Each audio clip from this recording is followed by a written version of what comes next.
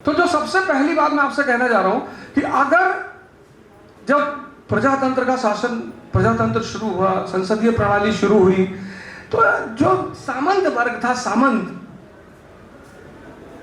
जिसके पास 10-10 हजार बीघा जमीनें हैं और जिसका राज चल रहा था, घोड़े पे बैठ के चल रहा है, सामंत, उसको बड़ी चिंता हुई कि यार जनता के हाथ में ताकत। जनता मतलब वो रिक्शा वाला।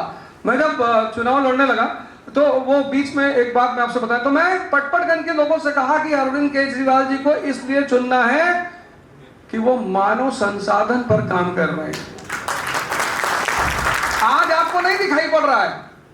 1906 में राष्ट्रीय स्कूल खोले गए। 1906 में स्वदेशी आंदोलन चल रहा था तो राष्ट्रीय स्कूल खोले गए। तो ये हुआ कि साहब स्कूल खोल के क्या मिलेगा। कुछ लोग होते हैं ना जो तत्कालिक जब आप निर्णय लेते हो तो बहुत सारे लोग आपके इर्द गिर्द होते हैं जो उसका प्रभाव नहीं समझ पाते कि भविष्य में क्या होने जा रहा है। तो बहुत लोग दुखी भी हुए कि यार स्कूल खोलने का क्या मतलब, वो भी नेशनल स्कूल, राष्ट्रीय विद्यालय। खैर खुले विद्यालय, पढ़ाई हुई। 1920 में जब गांधी जी ने असहयोग आंदोलन शुरू किया तो हजारों लोग सड़क पर आए।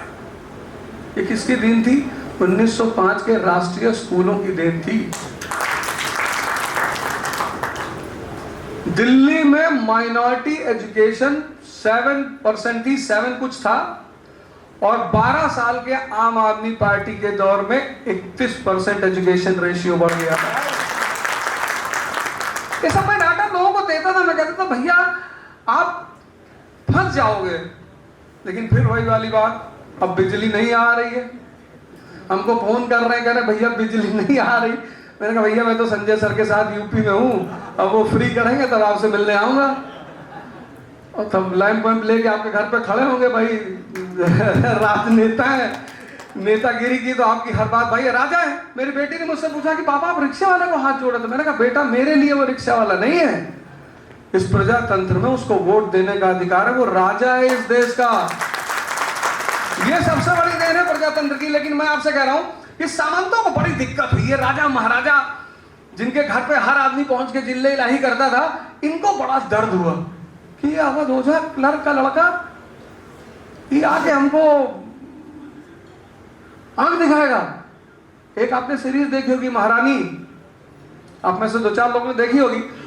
तो उसमें वो आदमी जो बाहर से कमा के आता है तो कहता है कि सर, कहता है सब मालिक से हम सर हो गए रे। कल तक हम मालिक थे, आज सर हो गए। तो इस सामंतों को बड़ी चिंता हुई। सामंतों के साथ साथ सरकारों को भी चिंता हुई। अब चूंकि हम गुलाम थे, भारत गुलाम था, तो जब 1885 के बाद राष्ट्रीय गतिविधियां शुरू हुई भारत में, तो यह हुआ कि यार ये तो अगले 20 साल में हमसे सारी सत्ता छीन लेंगे, जनता एक हो जाएगी। तो जनता को एक मत होने दो, क्योंकि राजनीति का सबसे बड़ा सिद्धांत है डिवाइड एंड रूल, बांटो और राज करो, और सभी लगाते हैं। तो सरकार ने, ब्रिटिश हुकूमत ने कहा कि यार कुछ ऐसा करो, कुछ ऐसा खेल सेट करो कि ये जो राष्ट्रवाद बढ़ रहा है, ये जो राष्ट्रीय आंदोलन बढ़ रहा है, ये जो भारत की जनता एक एक करके बाहर निकल रही है, ये टूटे। क्योंकि अगर सब एक हो जाएंगे, जैसे इतने सारे लोग यहां बैठे हैं, और भी सब एक मत से कहते अवध ओझा नहीं बोलेंगे, तो मुझे क्षमा मांग के उतर के जाना पड़ेगा। बहु है तो ये हुआ कि अब क्या किया जाए। तो राष्ट्रवाद के साथ 2 धाराएं और पैदा हुई। एक धारा पैदा हुई राष्ट्रवाद 1850 के बाद, और 2 धाराएं पैरेलल पैदा हुई, पैरेलल एकदम साथ। मतलब आप समझ लो 3 नदियां एक साथ बहना शुरू हो गई। तो एक राष्ट्रवाद, दूसरा संप्रदायवाद, जिसको हम इंग्लिश में कहते हैं कम्युनलिज्म, संप्रदायवाद। और एक इन्होंने धारा और पैदा की, उसको हम कहते हैं जातिवाद। भारत में जाति व्यवस्था थी, वाद कभी नहीं था।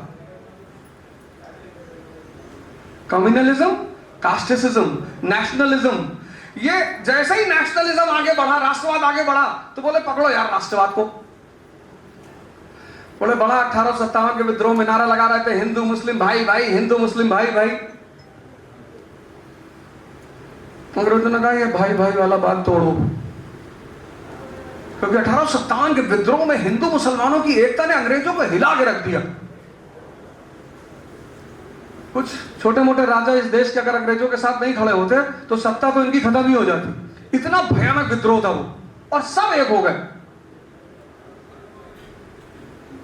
तो ये हुआ कि अच्छा सांप्रदायिकता पैदा की जाए, संप्रदायवाद की धारा पैदा की जाए। तो बोले कैसे पैदा होगी यार, इस धारा को पैदा करने के लिए कुछ तो तरीका होगा। बोले एक बहुत प्यारा फार्मूला है और जबरदस्त, आज तक कभी फेल ही नहीं किया।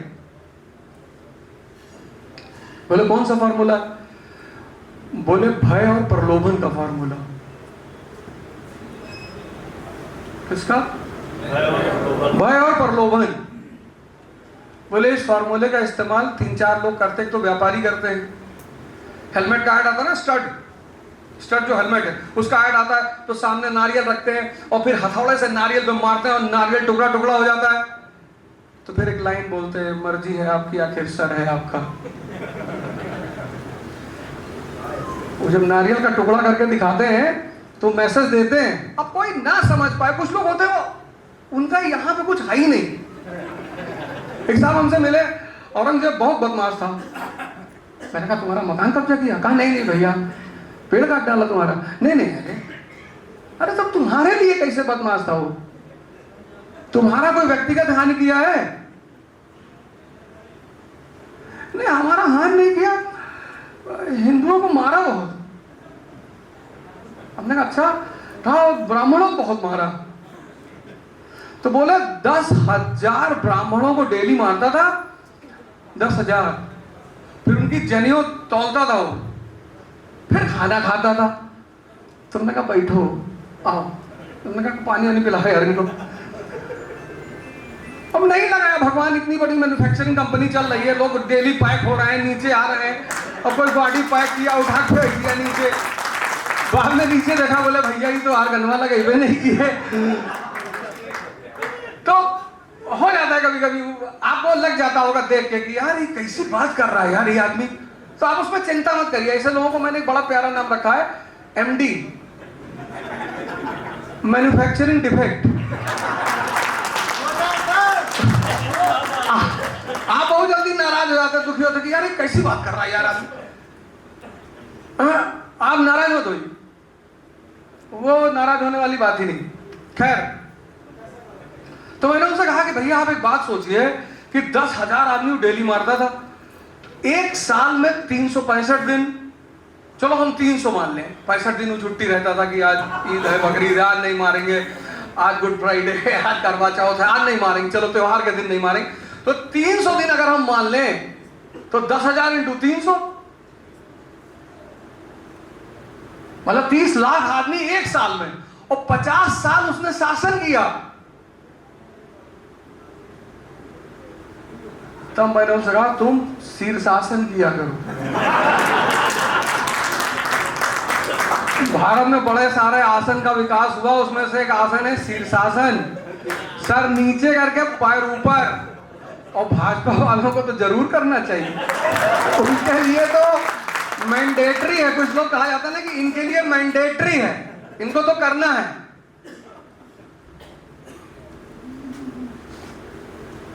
तो फिर इस भय और प्रलोभन की नीति का इस्तेमाल किया गया।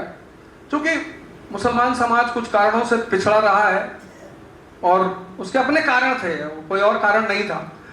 ऐसा नहीं किसी ने शोषण किया या किसी ने परेशान किया, वो सब कारण नहीं था, पर सामाजिक पिछड़ापन था उसमें। हिंदुओं की तुलना में एक्चुअली हिंदू समाज में कुछ वर्ग ऐसे हैं जिनके यहाँ शिक्षा अनिवार्य है, जैसे कायस्थ हैं, ब्राह्मण हैं, तो ये संपत्ति भेज देंगे और अपने बच्चों को पढ़ाएंगे। पर ऐसा मुस्लिम समाज में नहीं। जैसे अंसारी समाज है, अब वो कपड़े वपड़े का बेचारे काम करते हैं, सब बड़ा मजबूत समाज है, हमारे मऊ आजमगढ़ के क्षेत्र में बहुत मजबूत समाज है। तो कुछ हमारे यहाँ वर्ग सामाजिक ऐसे हैं जिनके यहाँ शिक्षा मतलब भगवान, घर भेज दो, मकान भेज दो, जमीन भेज दो। हमारे पिताजी ने बेचा, हमको पढ़ाया, हमारी माता जी को पढ़ाया, बहन को पढ़ाया। तो उनके लिए यह था कि बेटा पढ़ लोगे तो फिर बहुत कुछ करोगे, और आज वो दिखाई पड़ रहा है। तो इन्होंने इस फार्मूले को मुसलमान समुदाय के प्रति लगाया और प्रलोभन किसका दिया? सरकारी नौकरियों का। सरकार मतलब भगवान, सरकार के खिलाफ आप बोल दो, भगवान के खिलाफ बोल दो तो यमराज चले आए, और सरकार के खिलाफ बोल दो तो ईडी और सीबीआई चली आए। मतलब जिसके खिलाफ कोई तुरंत कार्रवाई करने वाले लोग हों तो प्रलोभन दिया, क्योंकि समाज पिछड़ा था तो इनको प्रलोभन दिया कि भाई तुम अगर हमारे साथ हो तो तुमको सरकारी नौकरी में हिस्सा देंगे, और अगर नहीं हो तो हिंदू बाहुल्य हैं, हम चले जाएंगे छोड़ के, ये हिंदू तुमको छोड़ेंगे नहीं। तो मुसलमानों ने कहा कि यार ये हिंदू हमारे भाई हैं, बोले हम रहने देंगे तब ना, हम ही इतिहास लिख के जाएंगे और उल्टा सीधा लिख के जाएंगे। औरंगजेब डेली अपनी कब्र में रात में उठ के बैठ जाता होगा बेचारा कि हम का बिगाड़े हैं तुम लोग का, यार हमारा डेली का है नाम ले रहा है, हमको तो सुकून से पड़ा रहने दो। तो उस आदमी के सामने आर्थिक संकट था, बहुत बड़ा आर्थिक संकट था, कुछ निर्णय उस आदमी के गलत हो गए। मेरा शो है, अभी संजय सर बता रहे थे, अवधनामा भारत समाचार चैनल है, उस पर मेरा शो आता है, आप कभी उस पर देखिएगा, मैंने पूरा इतिहास पढ़ाया है। तो वहां पे क्या हुआ, एक बहुत प्रसिद्ध व्यक्तित्व थे उस वक्त, सर सैयद अहमद खान, बहुत जबरदस्त व्यक्तित्व मैं इस तरह से देखता हूं कि आप अंदर से कैसे। तो कॉलेज खोल रहे थे, कॉलेज की स्थापना कर रहे थे, मैं एक व्यक्तित्व का परिचय दे रहा हूं कि व्यक्तित्व का मतलब क्या होता है, तो आप इसी घटना से उनके व्यक्तित्व का अंदाजा लगाइएगा। तो कॉलेज खोल रहे थे, तो अलीगढ़ में जब हम लोग अच्छा काम करते हैं, स्कूल कॉलेज भंडारा जागरण वागरण करते हैं, तो हम सबसे पैसा लेते हैं, हमारे लिए कोई वो नहीं है कि पर्टिकुलर आदमी से लेना है, सबसे लेना है। तो बेचारा एक सेठ जी थे, उनके पास गए, कहा हम कॉलेज खोल रहे हैं, हमको पैसा चाहिए। तो कहा, सेठ जी ने कहा कि पैसा मांगने आए हो तो फैलाकर हाथ मांगो। आदमी जब कोई चीज मांगता है तो हाथ फैला दो, तो बोले हाथ फैला के मांगो। तो उन्होंने हाथ फैलाया, जैसे ही हाथ फैलाया सेठ जी ने थूक दिया। अब आप अपने से अंदाजा लगाओ कि आप क्या करते हैं। मैं जब पहली बार पढ़ा तो गांव में आपने एक मशीन देखी होगी ना, कोयर बालने वाली, चारा जो काटती। हम पहली बार ये घटना पढ़े तो हम सोचे हम तो ले आके उसी में लगा दिए होते तुरंत कि हम मांग रहे हैं, तुम हाथ में थूकोगे हमारे। लेकिन सैयद साहब ने हाथ बंद किया और जेब में रख लिया। तो सेठ जी ने पूछा क्या कर रहे हैं, बोले रख रहा हूं। बोले क्यों? बोले जिसके पास जो चीज होती है व्यक्ति वही देता है। अब यहीं से आप अंदाजा लगा लो कि वो व्यक्तित्व कैसा रहा हो। और फिर 1875 में, जैसे अभी सर हमारे सच्चर कमेटी की बात कर रहे थे, सच्चर कमेटी रिपोर्ट की बात कर रहे थे, ऐसे ही 1870 में एक किताब आई, भारतीय मुसलमान। आप एक बार उस किताब को जरूर पढ़िएगा, इंडियन मुसलमान, बड़ी जबरदस्त किताब है भारतीय मुसलमान, W हंटर ने लिखी है। और उस किताब में उसने लिखा है कि भारत मुसलमान वर्ग कितना पिछड़ा है। हालांकि वो क्यों पे बहुत ज्यादा प्रकाश नहीं डाल पाया, लेकिन उसने लिखा है बहुत पिछड़ा है समाज। उस किताब को जिन्होंने भी पढ़ा उनके मन में एक बात आई कि भाई हम अपने समाज के लिए कुछ करें। तो सैयद अहमद साहब ने 1875 में एक कॉलेज की स्थापना की, Anglo Mohammedan oriental college Aligarh में, जिसको आप AMU कहते हो। आप उस व्यक्तित्व को देखिए, कॉलेज की स्थापना की, मतलब आधुनिक विचारधारा से एकदम। और 1875 में एंग्लो मोहम्मदन ओरिएंटल कॉलेज। अच्छा, अब ये सारी जो उन्होंने काम किया वो सरकार की मदद से किया। सरकार अगर आपके साथ किसी प्रोजेक्ट में खड़ी हो जाए कि भाई आप स्कूल खोलना चाहते हैं तो जमीन हम दे देंगे, पैसा हम दिलवा देंगे। मैंने कहा ना, सरकार और भगवान बराबर। कॉलेज खुल गया। लेकिन जैसे ही सर सैयद अहमद साहब ने सरकार की मदद ली तो जो हिंदू तबका था उसमें कुछ लोगों को बहुत बुरा लगा। कुछ चीजें होती है वो मानसिक स्वाभाविक होती हैं। आपका भाई सगा आपके दुश्मन के साथ जाके बैठ जाए तो कष्ट तो आपको होगा ही, वो स्वाभाविक सी बात है। तो जैसे ही सैयद साहब ने सरकार का पक्ष लिया, सरकार के साथ गए, वैसे ही जो है हिंदू समाज का एक वर्ग था वो दुखी हुआ और उसने एक आंदोलन शुरू किया, गौरक्षा आंदोलन, उर्दू भगाओ आंदोलन। और यहीं से संप्रदायवाद की भारत में नींव पड़ गई। अब आप समझिए कि ये जो आज आप कम्युनलिज्म संप्रदायवाद देख रहे हो, हिंदू मुसलमान देख रहे हो, मैं आपको बता दूं ये देश, राहत इंदौरी साहब की एक लाइन मुझको बहुत, कुछ लाइनें कुछ कवियों की शायरों की एकदम आपके दिल में जाके चुभ जाती। उसमें से उनकी एक लाइन है कि सबका खून शामिल है इस देश की मिट्टी में, हिंदुस्तान किसी के बाप का थोड़ी है। ये जो आजादी की लड़ाई हुई, आजादी की लड़ाई में सरदार भगत सिंह शहीद हुए, राजेंद्र लहड़ी शहीद हुए, तो अशफाकुल्ला खान भी शहीद हुए। आप जिस हल्दी घाटी का युद्ध पढ़ते हो, कि हल्दी घाटी का युद्ध हिंदू और मुसलमानों के बीच लड़ा गया था, आप फिर से जाके पढ़ना, हल्दी घाटी के युद्ध में राणा प्रताप का जो तोपची था वो मुसलमान था।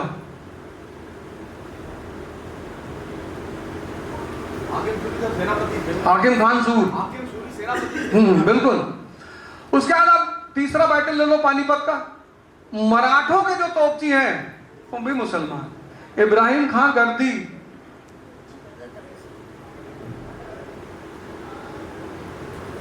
लेकिन ये संप्रदायवाद का जहर किसने बोया?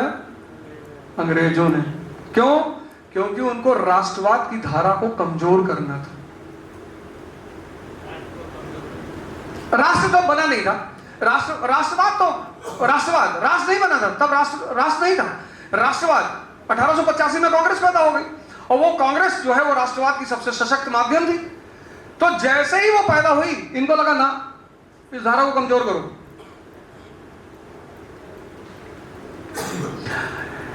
इसी में एक आदमी आया हिंदुस्तान, बड़ा काबिल आदमी, बहुत काबिल। मैं आपको बताऊं,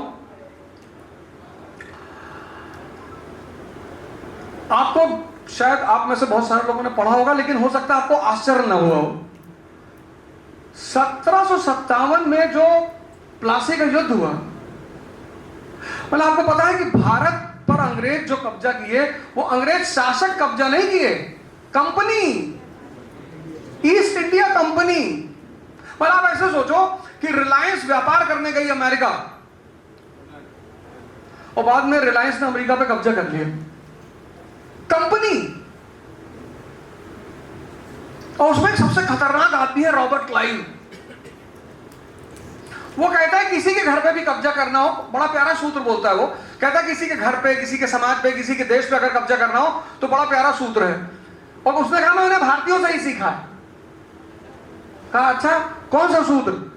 बोले उस घर में विभीषण पैदा कर दो। और जब प्लासी का युद्ध हुआ 1757, तो पूरी फौज सिराजुद्दौला की अंग्रेजों से मिल चुकी थी।